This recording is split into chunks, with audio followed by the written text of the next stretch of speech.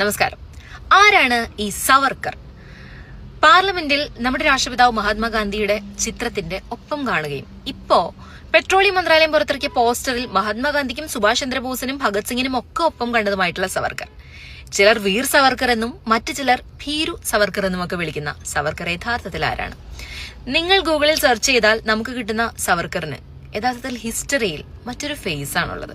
നമ്മുടെ ജെൻസിക്കും ജനാൽഫയ്ക്കും ഒന്നും വലിയ പരിചയം ഉണ്ടാവാൻ സാധ്യതയില്ലാത്ത സവർക്കറിനെ നമ്മൾ മനസ്സിലാക്കേണ്ടതുണ്ട്. കാരണം ഒരുപക്ഷെ കുറെ കാലം കഴിയുമ്പോൾ ഇന്ത്യയുടെ രാഷ്ട്രപിതാവ് അദ്ദേഹമാണ് എന്ന് പറയാനും സാധ്യതയുണ്ട്. ഇനി ഞാൻ പറയാൻ പോകുന്നത് ഒരു മാപ്പപേക്ഷയിലെ വരികളാണ്. ബ്രിട്ടീഷ് സർക്കാർ എന്നെ സ്വതന്ത്രനാക്കുകയാണെങ്കിൽ ഇംഗ്ലീഷ് സർക്കാരിനോടുള്ള വിധേയത്വത്തിനു വേണ്ടി ഏതറ്റം വരെയും ശക്തമായി വാദിക്കുന്നയാൾ ഞാനായിരിക്കും. മാത്രമല്ല, സർക്കാർ ആഗ്രഹിക്കുന്ന ഏത് വിധത്തിലുള്ള സേവനവും നൽകാൻ ഞാൻ തയ്യാറാണ്.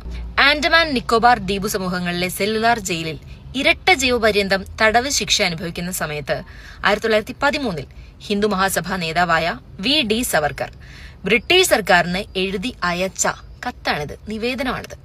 സ്കൂൾ പഠനത്തിന് ശേഷം പൂനെയിലെ കോളേജിൽ പ്രവേശനം നേടിയ സമയത്ത് അദ്ദേഹത്തിന്റെ സഹോദരനുമൊത്തു ചേർന്ന് മിത്രമേള എന്ന രഹസ്യ സംഘടന രൂപീകരിക്കുകയും അന്നത്തെ നിരോധിത സംഘടനകളിലെ പ്രവർത്തനം കാരണം കോളേജിൽ നിന്നും പുറത്താക്കപ്പെട്ടിരുന്ന സവർക്കർ.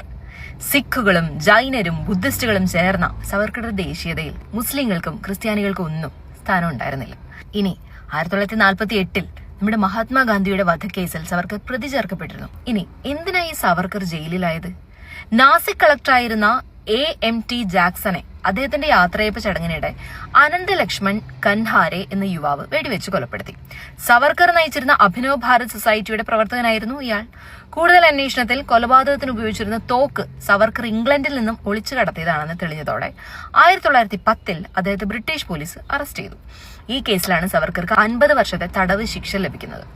ശിക്ഷാ ഇളവുകൾ തേടിക്കൊണ്ട് 5 തവണയാണ് സവർക്കർ ബ്രിട്ടീഷ് സർക്കാരിന് നിവേദനങ്ങൾ അയച്ചിരുന്നത്. ജയിലിലെത്തി 1 മാസത്തിന് ശേഷം 1911 സവർക്കർ ആദ്യത്തെ മാപ്പപേക്ഷ നൽകി. ദിവസങ്ങൾക്കകം അത് നിരസിക്കപ്പെട്ടു. 1913 എഴുതിയ രണ്ടാമത്തെ മാപ്പപേക്ഷയിൽ സവർക്കർ സ്വയം വിശേഷിപ്പിച്ചത് ധൂർത്തനായ പുത്രൻ എന്നാണ്.